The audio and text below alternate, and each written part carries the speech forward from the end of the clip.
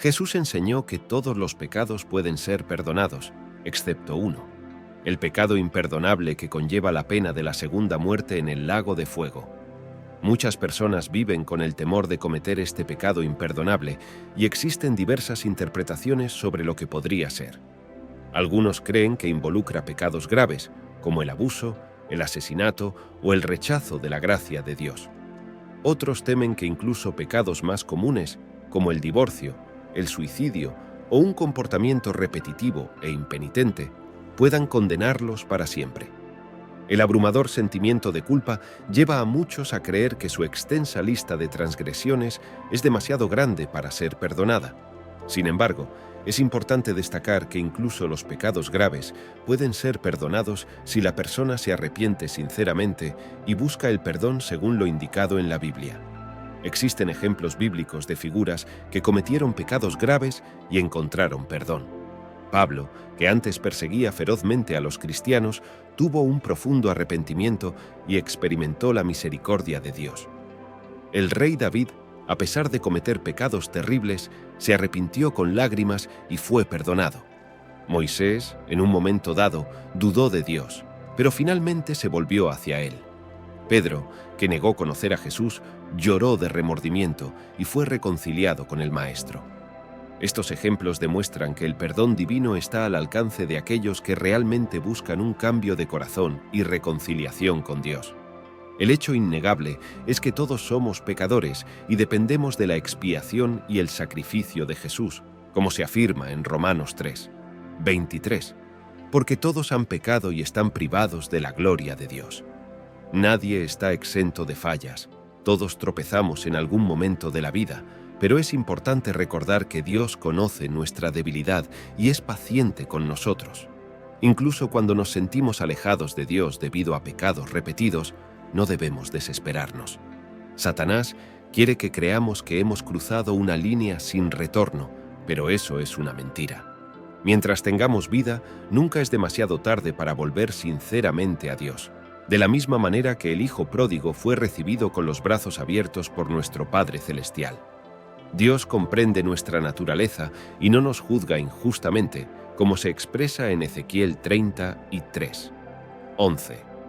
Vivo yo, dice Jehová el Señor, que no quiero la muerte del impío, sino que se vuelva el impío de su camino y que viva. Incluso aquellos que han cometido los peores pecados pueden encontrar perdón si se vuelven a Dios. Entonces, ¿cómo puede una persona discernir si ha cometido el temido pecado imperdonable y si hay esperanza para aquellos que temen haberlo cometido? Examinemos lo que dice la Biblia sobre este pecado imperdonable. Jesús advirtió a los líderes judíos de su época con la siguiente afirmación: todo pecado y blasfemia se perdonará a los hombres, pero la blasfemia contra el Espíritu no les será perdonada. Sin embargo, ¿qué significa exactamente blasfemar contra el Espíritu Santo? Implica que si alguien ha pronunciado palabras contra el Espíritu Santo, están irremediablemente condenados al lago de fuego. No, ese no era el punto que Jesús estaba enfatizando. De hecho, estaba advirtiendo a estos líderes sobre el peligro inminente en el que se encontraban. Entonces, ¿qué quiso decir exactamente con la blasfemia contra el Espíritu? Cuando los líderes judíos hicieron estas acusaciones, sabían que no eran ciertas. Habían sido testigos de cómo Jesús realizaba sanaciones, expulsaba demonios y realizaba otros milagros. Además, tenían un profundo conocimiento de las Escrituras y reconocían la profecía del Antiguo Testamento sobre el Mesías que se estaba cumpliendo ante sus ojos. Uno de los fariseos incluso llegó a afirmar: «Sabemos que tú eres un maestro venido de Dios, porque nadie puede hacer las señales que tú haces si Dios no está con él». Sin embargo, en un intento de desalentar a sus seguidores y elevar su propio estatus, afirmaron que lo que estaba haciendo no tenía origen divino, sino maligno. Esta afirmación no se hizo a la ligera. Por el contrario, se pronunció con pleno entendimiento de lo que estaban diciendo. Este acto no puede ser perpetrado por accidente o debilidad. Es exclusivo de aquellos que poseen un conocimiento profundo y consciente. El pecado imperdonable no puede ser cometido por aquellos que genuinamente no creen en Dios. ni siquiera por aquellos que cuestionan la existencia de Dios.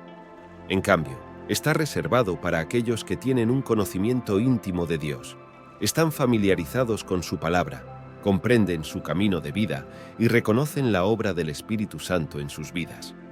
Es un pecado tan grave que solo puede ser cometido por aquellos que están plenamente conscientes y comprenden completamente las implicaciones de sus acciones. No es el resultado de la ignorancia, el engaño o la debilidad. De hecho, esto está relacionado con la disposición de una persona.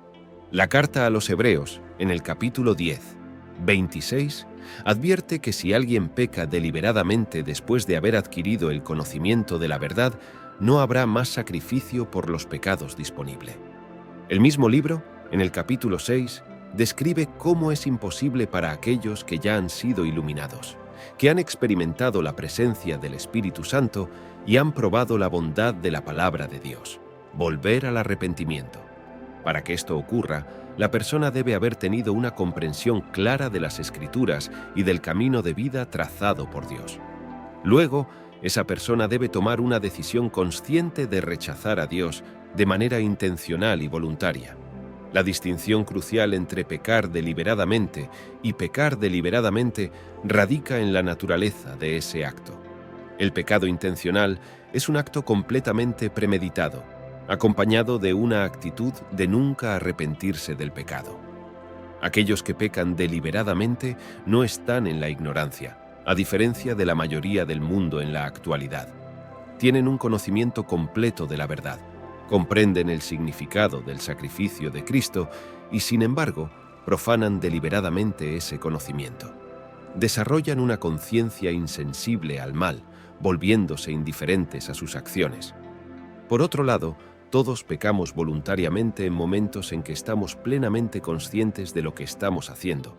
Mantenemos el control sobre nuestras acciones, pero sucumbimos a la debilidad, la ignorancia, el engaño o a hábitos perjudiciales. Incluso los cristianos que se han arrepentido de sus caminos anteriores y han aceptado el sacrificio de Jesús siguen experimentando fallas y cometen pecados voluntarios, a menudo impulsados por debilidades y en contra de su propio discernimiento.